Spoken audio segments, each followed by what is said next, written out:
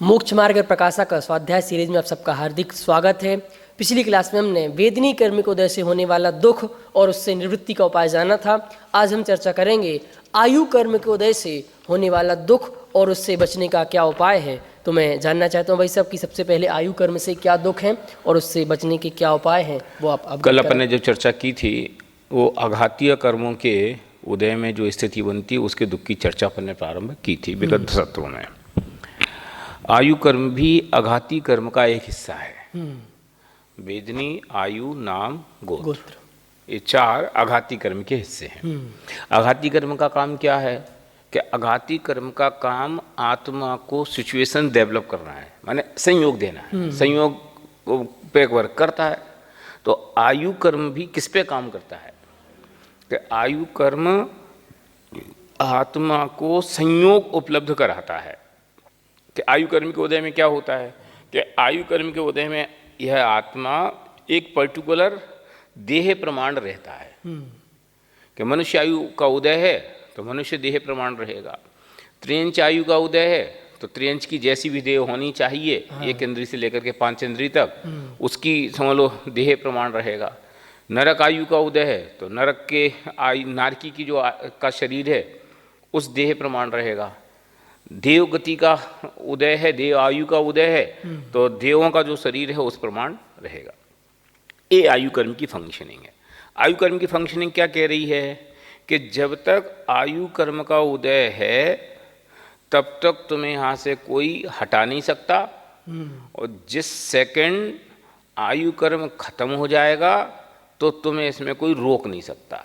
हम इसको अगर बहुत छोटे से उदाहरण से समझने की कोशिश करें तो जैसे जेल कि मजिस्ट्रेट ने कही कि भैया इन्हें ये अपराध किया है, इसके लिए इन्हें 14 साल की जेल दी जा रही।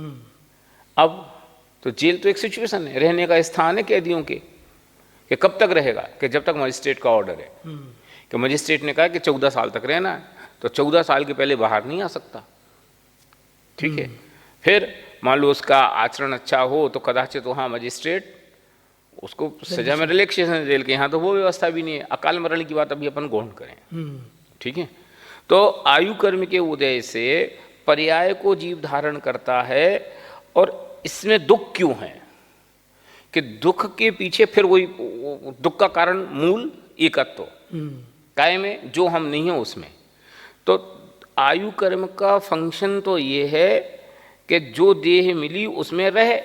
सही है। अभी दुख का कारण क्यों बन गई कि दुख का कारण इसलिए बन गई क्योंकि उसको जो देह मिली वो यही मैं हूं ऐसा मानता है, और देह गई तो मैं मर गया ऐसा मानता है, इसलिए दुख का कारण बस। और कोई दुख का कारण आयु कर्म के उस कारण नहीं है। अच्छा, इसे मैं ऐसा कहूं कि एक कुर्ता है, कल हम दूसरा कुर्ता पहने थे, आज हम दूसरा पहने।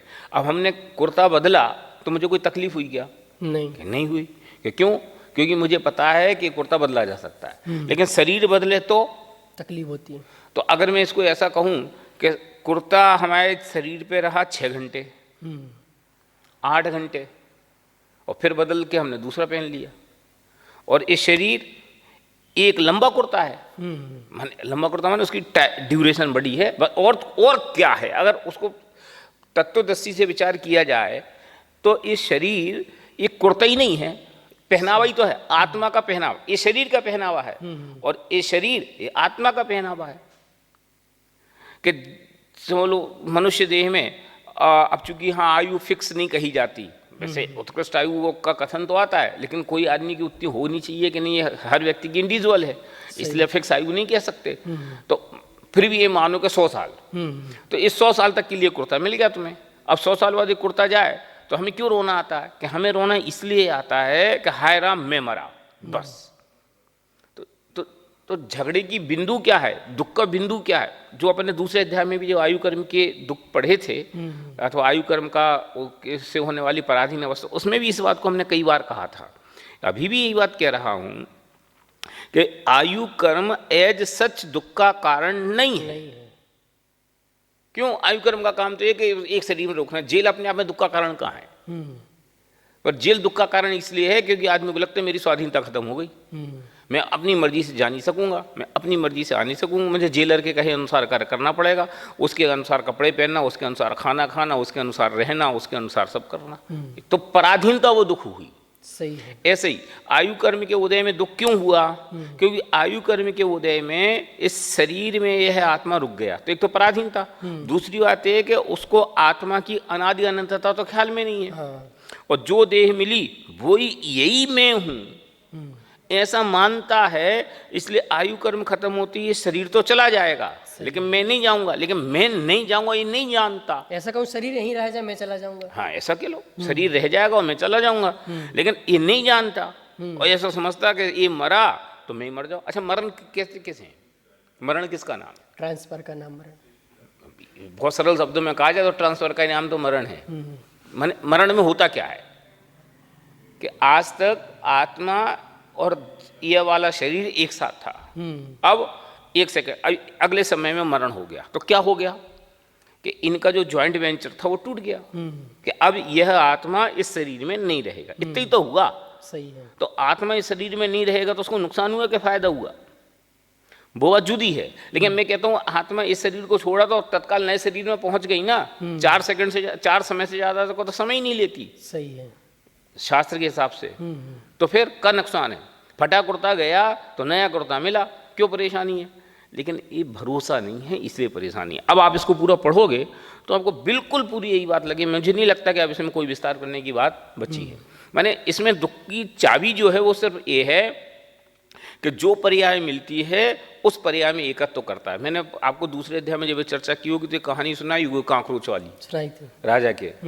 बस उस कहानी को आप याद करो कि वो दुख का कारण क्यों कि जिस पर्याय में जाता उस पर्याय में एकत्व कर लेता है। सही है। यही मैं हूं, इसलिए उसको मरण नहीं चाहता। माने ये बहुत बड़ी जटिलता है कि आदमी कितनी प्रतिकूल परिस्थिति में रहे, कितनी कुछ रहे, लेकिन मरना नहीं चाहता। क्यों? मरने से उसको अपने अस्तित्व का नाश दिखाई देता है। और यही मरण समाधि रूप क्यों हो जाए कि जब हमें ख्याल में आ जाए कि मैं तो सत्स्वरूप हूं, मैं तो अनादि अनंत हूं, मुझे कोई उत्पन्न नहीं कर सकता तो मुझे मार कोई कैसे सकता है? तो वही मरण समाधि मरण हो गया। समाधि मरण में होता क्या है? साधक ने इसकी प्रवाह छोड़ दी, भाई वस्तु के स्वरूप को ख्याल में ले लिया, इसलिए उसको जो पर्याय के कारण चिंता होती तो चिंता से मुक्त हो गया। इसका ही नाम तो समाधि है, सम्यक बुद्धि। समाधि क्या है? वस्तु स्वरूप के अनुकूल बुद्धि हो गई, समता में है। वो दादा का बहुत प्रसिद्ध उदाहरण कि ढिंगो मायके जाओगी कि हाँ, कि ढिंगो सासरे जाओगी कि हाँ। क्यों?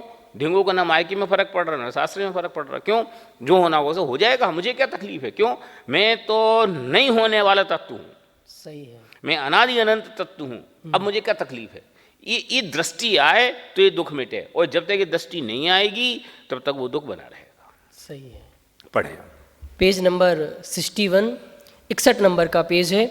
आयु कर्म के उदय से होने वाला दुख और उससे निवृत्ति तथा आयु कर्म के निमित्त से पर्याय का धारण करना सो जीवितव्य है और पर्याय का छूटना सो मरण। बस इफेक्ट तो ये इतना है। ये सब समझो जीवन और मरण की परिभाषा क्या है कि आयु कर्म के निमित्त से पर्याय मिली, उसका नाम जीवन। अभी एक छोटा बच्चा नया पैदा हो गया, ये क्या हुआ? जीवन। कोई आत्मा कहीं से आया, मनुष्य शरीर में जन्म ले लिया, उसको हमने जिंदा हो बच्चा पैदा हुआ, कौन हुआ? जन्मदिन आ गया, ये जन्मदिन है। वैसे देखो तो जन्मदिन है ही नहीं आत्मा का। क्यों? आत्मा कभी जन्मा है ही नहीं। सही है। ये तो उसकी पलटी है, कहीं से आकर के मनुष्य पर्याय में जन्म लिया। तो चूंकि हमें कहीं से आया ऐसा पता नहीं है, इसलिए मैं उसको कहता हूँ ये जन्मदिन। और मरण क्या है? पर्याय का छूटना सुमरण है। बोलो कितनी कितनी सरल बात कि पर्याय का छूटना सुमरण है। अच्छा, अब हम वो 60 साल की पर्याय छूटे तो मरण हाय हाय हाय हाय हाय करते हैं, तो ये 60 साल में छूट रही कि रोज छूट रही? रोज, प्रतिपल, प्रति समय हो रहे हैं ना। पर्याय तो प्रति समय द्रव्य में आ रही है और प्रति समय जा रही है। सही है। लेकिन वो उसका ज्ञान का ज्ञेय नहीं बनती, इसलिए उसको वो दुख नहीं होता। लेकिन एक लंबी पर्याय उसको ज्ञान का ज्ञेय बनती है, इसलिए उसको दुख होता है। क्यों? क्योंकि ये मैं हूं ऐसा उसमें बुद्धि करता है। सही है। यह जीव, अब ये उसके दुख का कारण। यह जीव मिथ्या दर्शनादिक से पर्याय ही को अपने रूप अनुभव करता है। इसलिए जीवत्व रहने पर अपना अस्तित्व मानता है। दो बातें अलग अलग होगी। जीवित्व अलग है, खुद का अस्तित्व अलग है। लेकिन इसने क्या है कि खुद के अस्तित्व को तो भूल ही गया। जीवित्व कोई मैं हूं, अच्छा, जो पर्याय में आया तो यही मैं हूं, ऐसा मानता है। जबकि पर्याय में आना कोई तेरा आना थोड़ी है, तू तो अनादि अनंत है। सही है। कपड़े तो कोई भी पहनो, नहीं यही कपड़ा मैं हूं, ये भ्रम हो गया। सही है। और मरण होने पर अपना अभाव बस। होना मानता है कि मरा तो हाय राम, मैं तो गया, अब मैं बचा ही नहीं, मैं तो खत्म। जबकि जैन दर्शन में तो प्रथमान युग में कदम कदम पे पूर्व भाव परभाव की कहानियां हैं। तो उनको वो उसके दिमाग में उसमें पता नहीं कहाँ चली जाती हैं। अभी ये बात मैं अजैनों और दूसरे के संदर्भ में बात नहीं कर रहा हूँ, पर अच्छे से अच्छा स्वाध्यायी जीव को भी मरण का भय, अरे राम मर ना जाऊं। अरे भैया क्यों, मर जाऊंगा तो क्या हो जाएगा। देखो, और फिर मैं ये और कहता हूँ कि मरने का भय उनको है जिनको इस बात का भरोसा है कि मैं इससे बुरा ही जाऊंगा। क्यों, उन्हें अपने जीवन में ऐसा कुछ दिखाई नहीं देता कि ये जो संयोग यहाँ मिले हैं वो संयोग भी उन्हें मिलेंगे कि नहीं मिलेंगे। अभी तो ऐसा लगता है कि उन्होंने जैसा पाप किया है, जैसे परिणाम किए, उससे इससे बुरे ही संयोग मिलेंगे। तो उनको लगता हाय राम छूटा। सही है। जिसको इस बात का भरोसा हो कि उसको इससे अच्छा चीज मिलेगी, तो उसको मरण का भय क्यों हो। मैं आपसे कहता हूँ, ये मोबाइल है, अब आप मुझे इससे बढ़िया ब्रांड का नया मोबाइल दो और तुम कहो नहीं, आपको हम मोबाइल जब देंगे जब आप हमें ये दो दोगे, तो बोलो मुझे कोई तकलीफ है नहीं कि नहीं इतने दिन दिया, मैं क्यों दूं, कैसे दूं, तो फिर हम आपको वो नहीं देंगे। तो बोलो मुझे तकलीफ होती है, मुझे अच्छा मिले तो इसको देने में रंच मात्र तकलीफ नहीं है। सही है। और ये लियो और इससे घटिया देने की बात करो तो मैं दूं, तो फिर नहीं दूं। ये मरण भय है। कि मरण भय इस बात के लिए है कि इसको पक्का भरोसा है कि मैंने जो किया है उससे मैं इससे अच्छे संयोगों में तो जाऊंगा ही नहीं, उल्टे संयोगों में जाऊंगा। एक तो ये, और मैंने जिसको अगर अपनी अनादि अनंतता का भरोसा उसके लिए, और नहीं तो उसको यही लगता है पर्याय गई तो मैं खत्म, मैं जीरो। तो भैया इतना सब संयोग, स्त्री पुत्र मकान धन संपत्ति सब, ये कितनी कहानियां हमने हजारों बार पढ़ी हैं। भारतीय संस्कृति के इतिहास में तो संस्कृतियां एक कहानियां अनिश्चित हैं। बचपन में अपनी ये कहानी पढ़ी थी कि एक सेठ जी को बहुत लोभ था अपने घर के प्रति, बड़े परेशान रहते थे। तो एक साधु महात्मा आए कि बाबूजी एक काम करोगे, कि बोलो, कि हमारे दादाजी ऊपर चले गए हैं और उनकी डिमांड आई है कि एक उन्हें सुई चाहिए वहाँ, तो आप जा ही रहे उनसे, तो वे मिलेंगे आपको, तो आप एक सुई दे देना। कहानी तो सबने सुनी, निहितार्थ क्या है, और सेठ जी को सम्यक दर्शन हो गया। क्या देखो कि कहाँ रखूँ मैं सुई, जहाँ से वो मेरे साथ जाए। कि सुई तो साथ नहीं जाएगी, लेकिन तुमने जो कर्म किए इनकी पोटली साथ में जाएगी, पक्की जाएगी, और उसके आधार से तुम सुख दुख भोगोगे। तो फिर क्या करना, ये सिद्धांत ख्याल में आ जाए तो जीवों के जीवन से आयतनाचार निकल जाए, पाप की वृत्ति निकल जाए, पाप का व्यवहार निकल जाए।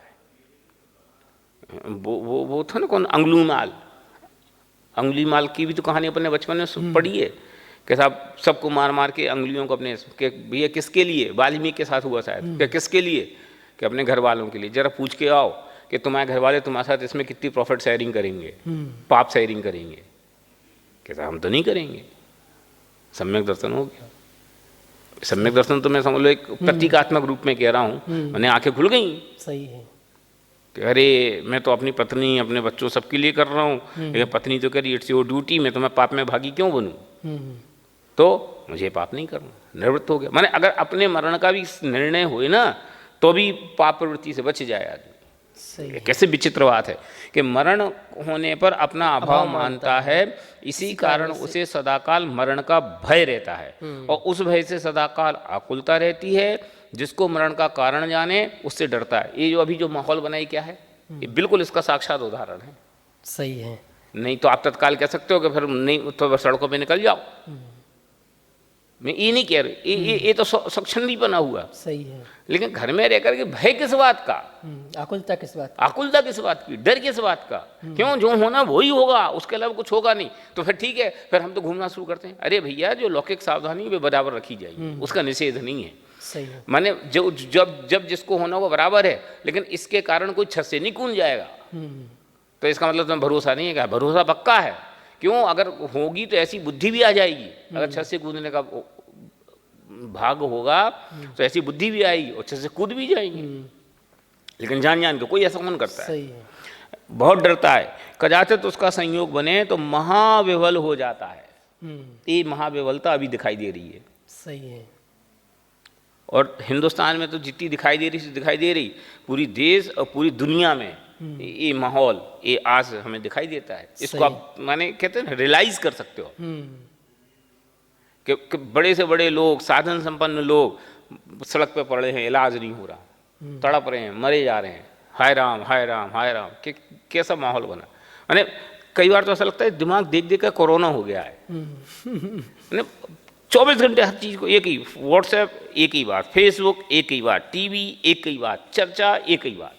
एक तब है जो होना वो हो जाएगा, काय बात की लीडर है। सही है। तो ठीक है, फिर हम घूमने निकल जाते हैं। नहीं, ये स्वच्छंदी बना है ना। इस प्रकार महादुखी रहता है। अब बोले इस बात को कितना विस्तार दिया जाए, माने आप इसको विस्तार दो तो 6 घंटे बोलो तो कम पड़े। सही है। उसका उपाय यह करता है कि मरण के कारणों को दूर रखता है, जो आज कर रहे। हाँ। अथवा स्वयं उनसे भागता है तथा औषधाधिक साधन करता है, किला कोट आदि बनाता है, इत्यादि उपाय करता है। सो ये उपाय झूठे हैं। क्यों? इन उपायों के करने से कोई आदमी आज तक बचा नहीं। कोई ने कितने किला कोट बनवा ले, कौन बच गया? कोई नहीं। मणि मंत्र तंत्र बहु होई, मरते ना बचावे कोई। अब इसमें अनित्य भावना का पूरा का पाठ कर लो, जितनी भी अनित्य भावना है सबका, कि कहाँ गए चक्री जिंजीता भरत खंड छार सारा, पढ़ लो पूरी। क्यों? क्या कमी थी?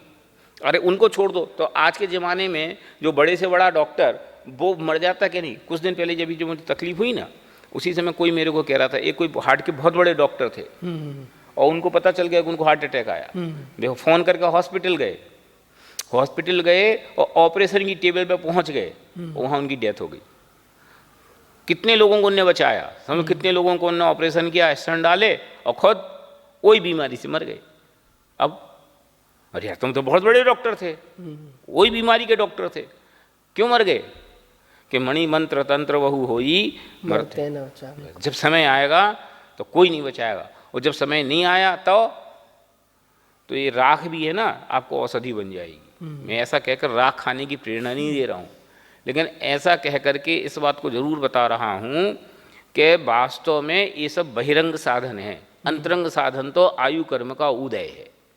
आयु कर्म का उदय है तो आपको हर चीज अनुकूल पड़ेगी, और आयु कर्म का उदय ना हो तो औषधि भी जहर बन जाएगी। सही है। हम रोज देखते हैं कि नहीं देखते? हाँ। क्योंकि आयु पूर्ण होने पर तो अनेक उपाय करे, अनेक सहायक हो, तथापि मरण हो ही जाता है। बोलो, अस्पताल में क्या कमी सुविधाओं की? किसके बारे में अपन कह रहे थे? अरुण जेटली साहब के बारे में एक बार मैंने कही भी थी यहीं, कि बोलो क्या कमी थी, कौन सी चीजें में नहीं जुटा सकते थे दुनिया भर से। फिर इतनी कम उम्र में समय आ गया। गए वो महाराष्ट्र के वो मुख्यमंत्री मनोहर पर्रिकर, गोवा के। आप ऐसे हजारों उदाहरण रोज अपन देखते हैं कि नहीं देखते हैं? और फिर कोई आदमी कुछ नहीं करता तो भी 100 साल तक जीता है। ये क्या है कि ये आयु कर्म ही बलवान है और कोई दूसरी चीज बलवान नहीं है। एक समय मात्र भी जीवित नहीं रहता, और जब तक आयु पूर्ण ना हो तब तक अनेक कारण मिले सर्वथा मरण नहीं होता। ये हजारों ऐसी पेपर में कहानी पढ़ते हैं, लातूर में भूकंप आया कि 3 दिन मलबे में बच्ची दबी रही और जिंदा निकल आई। क्यों? 6वीं मंजिल से गिरा, कुछ नहीं हुआ। और यहाँ तो एक सीढ़ी से उतरे और जय राम जी, अरे सीढ़ी उतरना तो छोड़ दो, कुर्सी पे बैठे बैठे लटक गए। ये क्या है? सही है। आयु कर्म आ गया तो 1 सेकंड रुकोगे नहीं, और जब तक आयु कर्म है जब तक जा नहीं सकते, इस बात का पक्का भरोसा हो तो कोई तकलीफ नहीं। वो सैनिक सियाचिन में कितने दिनों तक भर के अंदर दबा रहा और हॉस्पिटल में आया तो मर गया। वहां जिंदा रहा नहीं 7-8 दिन तक, हॉस्पिटल में 2-5 दिन आया मर गया। आयु कर्म का बलवान है। सर्वथा मरण नहीं होता, इसलिए उपाय करने से मरण मिटता नहीं है। उपाय करने से मरण नहीं मिटता माने उस आयु कर्म को आप नहीं बदल सकते। उपाय कितने ही करो, उपाय जो उस मर्यादा में ही है, समझ लो उसमें जो उत्कर्षण अपकर्षण उसका निषेध नहीं है। लेकिन वो उसकी दायरे से बाहर गाड़ी नहीं जाएगी। चाहे हम कर लें या दूसरे सामने कोई कर ले, आप कितना ही चाहें कि मैं, तथा आयु की स्थिति पूर्ण होती है इसलिए मरण भी होता ही है, इसका उपाय करना झूठा ही इस है। विषय में हमें इंद्र का अथवा समझ लो स्वर्ग के देवों का उदाहरण सबसे बढ़िया, कि उनको दुख काय बात का है, सबसे ज्यादा दुख उनको इस बात का है, मरण का। क्यों? समस्या ये है कि 6 महीने पहले पता और चल जाता है। शास्त्र में जैसा उदाहरण उल्लेख आता है, अब 6 महीने पहले तुम्हें पता चल गया मरोगे, अब वो अवधि ज्ञान है, तो मैं कहाँ जाऊंगा, ये और ज्ञान का ये बन गया कदाचित। अब हाय राम हाय राम हाय राम, इतने बढ़िया साधन, इतनी बढ़िया सुविधा, इतना बढ़िया परिकर, अब छोड़ के जाना पड़ेगा। आप इमेज करो, कल्पना करो कि उसके चित्त में कितना रौद्र आर्त ध्यान के परिणाम होते होंगे। भाई जिस देव को ये मालूम है कि अब 6 महीने बाद मेरा शरीर बिखर जाएगा और बिखर के मुझे तहते चे थावर्तन धरे हैं, वहाँ आना है। अब सोचो उसकी मानसिक स्थिति की क्या कल्पना होती होगी, अब कल्पना नहीं कर सकते। इतनी तकलीफ, ये क्या है? ये मरण भय है। वही क्यों हुआ? सब देवों को थोड़ी होता है, इनको क्यों हुआ? कि इसलिए हुआ क्योंकि उनको आयु ये तत्व का ज्ञान नहीं है, अवलंबन नहीं है। कैसा ये नहीं तो जो होगा सो होगा, और ये वस्तु स्वरूप का ज्ञान हो जाए तो फिर तहत चाहे थावर्तन हो ही नहीं। ये विचार तो मिथ्या दृष्टि का है। क्यों? उसको देह में एकत्र है ना, ये पर्याय मेरी गई, अब तो मैं कहाँ जाऊंगा, अब तो मैं कहाँ होगा, मेरा कहाँ होगा, मैं तो गया, लो मैं गया तो ये गया। मतलब प्रकृति ने आपकी सारी व्यवस्था कर रखी है कि आपको कब मरना है, कब जीना है, कर्म सब सिस्टमेटिक, सब ऑटोमेटिक सिस्टम चल रहा है। ये व्यर्थ में हम जो उपाय कर रहे हैं सब। जब कभी क्रमबद्ध पर्याय की बात करते ना, तो ये बात इसमें बहुत गहराई से आती है कि समझ लो महावीर की जन्म तिथि नक्की थी, चैत शुक्ला त्रयोदशी, ठीक है। अब जन्म तिथि तो उनकी नक्की है, तो उनकी जन्म तिथि जब नक्की है तो वो कहीं से आ रहे थे, तो वो मरण तिथि नक्की है कि नहीं है? बिल्कुल। और जब उनकी वहाँ की मरण की तिथि नक्की कि वहाँ से जाना है और उन्हें महावीर बनना है, और समझ लो मरुदेव त्रिशला के गर्भ में आना है, तो त्रिशला के गर्भ में आना है तो त्रिशला को इस फ्रीडम है कि वे सिद्धार्थ से शादी नहीं करें, उन्हें ब्रह्मचर्य का भाव आ जाए, नहीं संभव नहीं। ठीक है, अच्छा चलो उसकी टाइमिंग, कि वो टाइमिंग जो एक समझ लो गर्भकाल की टाइमिंग है, उसके पहले की हर क्रिया वो बिल्कुल टाइम के हिसाब से होगी कि नहीं होगी, किसके हाथ में कि उसको रोक दे। सही है। का रोकोगे? कितनी चीज़ों को आप पॉज कराओगे कि रुको रुको रुको, अभी तो इनका मन नहीं बना है, अभी तो शादी करने में लेट कर रहे हैं, अभी रुको रुको रुको, तो बोलो वहाँ की वो उनकी डेट ऑफ एक्सपायरी बढ़ा सकते हो आप? नहीं। फिर का किसके हाथ में? ये सब मूर्खता की बातें हैं। वास्तव में तो बात ऐसी है कि जो ऑटो पायलट मोड पे दुनिया सेट है, चल तो दुनिया के हिसाब से नहीं, हम जबरदस्ती अपना सर घुसा रहे। ये बात ज्ञान का गेय बन जाए तो ये सारे दुख खत्म हो जाए, और जब तक ये बात ज्ञान का गेय नहीं बन रही, जब तक इसके अलावा सुखी होने का कोई दूसरा उपाय नहीं है। सच्चे उपाय में अपन ने हर बार पढ़ा है ना कि सच्चा उपाय क्या है, कि सच्चा उपाय चीज़ों को उठापटक करना नहीं है, कि सच्चा उपाय क्या है, सम्यक दर्शन ज्ञान चारित्र करना है। कि सम्यक दर्शन ज्ञान चारित्र माने क्या? सही है, रिलैक्स हो जाना, इसका नाम तो है। तो सच्चा उपाय क्या है? भाई फिर वो आ गई बात। हाँ। सम्यक दर्शनादिक से पर्याय में अहम बुद्धि छूट जाए। फिर सब यहाँ प्रश्न है कि पर्याय में अहम बुद्धि, जब पर्याय छूटेगी तभी तो अहम बुद्धि छूटेगी, पर्याय रहते रहते अहम बुद्धि कैसे छूटे? गजब कर रहे हो तुम। पर्याय छूटेगी तो अहम बुद्धि नहीं छूटेगी, पर्याय छूटेगी तो अहम बुद्धि भी साथ में जाएगी। ये कौन से कही तुमसे कि पर्याय छूटे तो अहम बुद्धि छूटे? पर्याय रहेगी और अहम बुद्धि छूटेगी तो वो सम्यक दर्शन है, और पर्याय छूटी तो अहम बुद्धि छूटी, कौन ने कही? कि वो तो अगली पर्याय में जाता, उसमें फिर अहम बुद्धि हो जाती है। ये राजा था, फिर कांकरोच बन गया, तो कांकरोच भी तो एकत्व बुद्धि हो गई, तो कहाँ अहम बुद्धि छूटी? जिस पर्याय में जाता उसको ये मैं हूं ऐसा मान लेता है। क्यों? ये बुद्धि तो जीरो हो गई, तो मैं राजा था, ये उसका ज्ञान का यही खत्म हो गया, कांकरोच बन गया, अब तो बस ये लेटर मेरा घर है, तो कहाँ अहम बुद्धि खत्म हुई? इस पर्याय संबंधी खत्म हुई वापस? कहाँ इस पर्याय संबंधी खत्म हुई? ये तो पर्याय ही खत्म हो गई, तो पर्याय संबंधी क्या रही? उसकी बुद्धि ही खत्म हो गई। तो जिस पर्याय में गया उसकी जैसी बुद्धि है उसमें वो एकत्व कर लिया। ये मोबाइल टूट के खत्म हो गया, दूसरा मोबाइल है, फिर उसमें मेरा एकत्व हो गया। इसलिए ये बात ठीक थोड़ी है कि सब पर्याय जाएगी तो अहम बुद्धि। अरे पर्याय रहेगी, और पर्याय तो प्रति समय रहेगी, पर्याय प्रति समय रहेगी, लेकिन पर्याय का स्वभाव जान जाए तो पर्याय से एकत्व बुद्धि जाए। क्यों? पर्याय का स्वभाव क्या है? प्रति समय उत्पन्न होना नष्ट होना, सही है। ये पर्याय का स्वभाव है। माने उत्पन्न होना और नष्ट होना ये उसका स्वभाव है। जैसे जल का स्वभाव शीतलता है, अग्नि का स्वभाव उष्णता है, ऐसी पर्याय का स्वभाव भी उत्पन्न ध्वंस होना है। तो पर्याय का काम ही है वो पैदा होना और मर जाना, पैदा होना और मर जाना। जब उसका स्वभाव ही पैदा होना मर जाना है तो मैं उसका ड्राइवर कौन? सही है। तो मैं तो पर्याय नहीं हूँ, तो पर्याय के साथ एकत्व नहीं है तो सुखी है। और जब तक वो पर्याय के साथ एकत्व है तो उसके साथ निरंतर वो है। कई बार एक बार दादा के साथ चर्चा हो रही थी, मुझे ध्यान नहीं, ऐसा दादा ने ऐसी कोई चर्चा की थी कि निगोद में सबसे ज़्यादा दुख काय बात का है? पर्याय छूट रही और क्यों? क्योंकि मैं वहाँ ऐसा, मेरे दिमाग में ऐसा रहता है अथवा कहता था कि दुख तो ज्ञान का किए बने तो होए, ये वस्तु मेरी है, फिर ये टूट जाए, अरे यार मेरा चश्मा टूट गया, तो दुख होए। निगोद में तो एक श्वास में 8-10 बार, तो पैदा होता नहीं, उसके पहले तो मरने की तैयारी। तो फिर काय बात का दुख है? कि वो देह का एकत्व का दुख है। हमें 60 साल में एक बार वो भोगना पड़ता है, उसको एक सांस में 18 बार, समझ लो 8-10 बार ये भोगना पड़ता है। पैदा हुआ फिर मर गया, पैदा हुआ, तो ये दुख सबसे बड़ा है।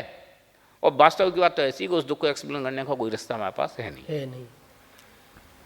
सम्यक दर्शनादिक से पर्याय में अहम बुद्धि छूट जाए, स्वयं अनादि निधन चैतन्य द्रव्य है, उसमें अहम बुद्धि आए, पर्याय को स्वांग समान जाने। अब बोलो, इस बात को आपको जितना विस्तार देना ना उतना विस्तार दो कि स्वांग समान जानो। स्वांग माने क्या?